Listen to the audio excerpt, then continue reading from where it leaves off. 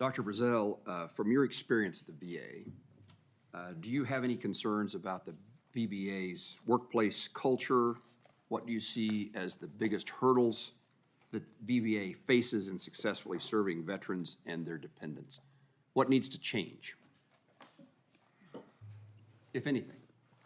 Chairman Moran, thank you for that question. Just to be clear, I have not been involved in any of the VBA operations. That's not my area of oversight right now. But I do believe that we've got some challenges with culture. Anytime a new leader comes in, we don't make changes right away. We assess what's working well and what's not working well. And I think it's important that we look at prioritizing claims modernization. And I say that from the aspect of having one foundational data object. I've heard from veterans, even when I served before, how come I have to give you guys my information over and over? I think it's important that we have the veterans submit that their discharge document one time, and it's used across multiple systems. I also think there's an opportunity to digitize forms. We have a VA form that is for the notice of beneficiary and claimants. It is a 15-page form. The first 6 pages are instructions of how to fill out the next 9 pages. I think we could do better than what we have today for our veterans. And we also need to leverage emergent technologies. I want to look at workforce strengthening. Once confirmed, I will assess and review any challenges and look for opportunities for improvement. And then finally, veteran-centered reform, digital modernization of claims processing. I think it's important that we look at where we can leverage emergent technologies to reduce. We have a claims backlog right now of about $650,000 within compensation. And yes, we've done a great effort under this administration, reducing that by about 37%. But I do believe there's opportunities where we can actually modernize that process to be more transparent to the veteran. But most importantly, any emergent technology we bring to the VA, we must have a human at the beginning and end of that process. What do you see as your impediments to accomplish what you just described as your goals? Chairman Moran, over the last almost 9 months, I think a lot of it is the culture. We've relied a lot in the VA on our contractors, but we need our contractors because VA doesn't have all the experts. It needs to be a balanced approach, but we've got to have leaders who's willing to take risks. And I say those are calculated risks because some people may misconstrue what I mean by risk, but leaderships ensure that their folks are uncomfortably comfortable.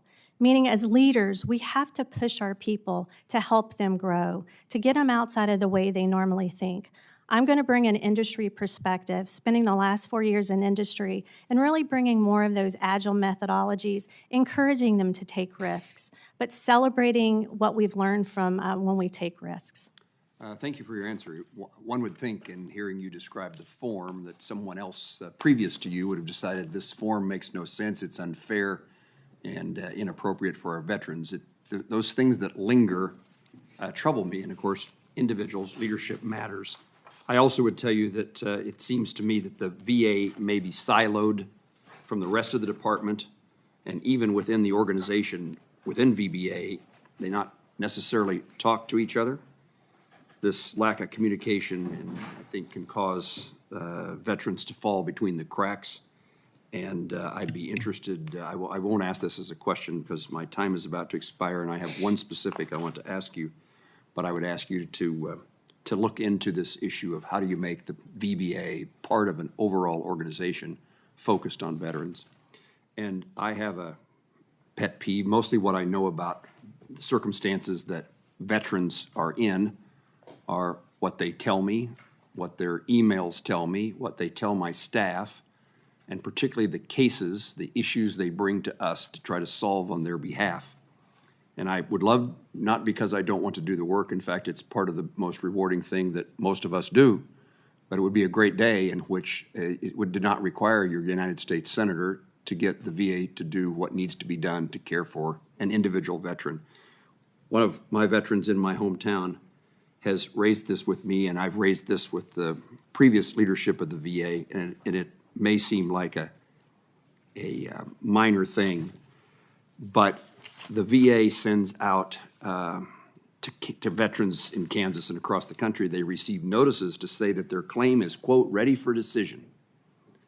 And a month goes by, and a month goes by, and a month goes by. It's a misleading statement. It's not ready for decision, or if it is, it's still not decided.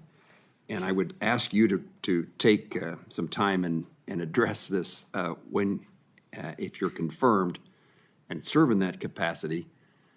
Veterans ought to know what to expect. And in this case, we're misleading them about the circumstance they're in.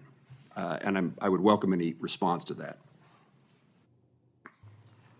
Senator, you bring up a good, Chairman, you bring up a good point. I think it's important to be transparent, but we have to be also factual in our responses to the veterans. There is room for improvement in transparency, more outreach, more education, and there's also more opportunity for us to collaborate collectively with you and your staff to ensure that whatever information that we're disseminating to the veterans, that they understand and that we're not, I'm looking for the right words, being on the other side, if I had a document that says, hey, your claim's ready for basically decision, I'm thinking I'm going to get notification in the next few days. We need to be clear what that means. And that goes back to if we had a better, I would say not better, but an improved claims processing where the veteran actually saw where their claim was throughout that entire process. Thank you. Senator Blumenthal.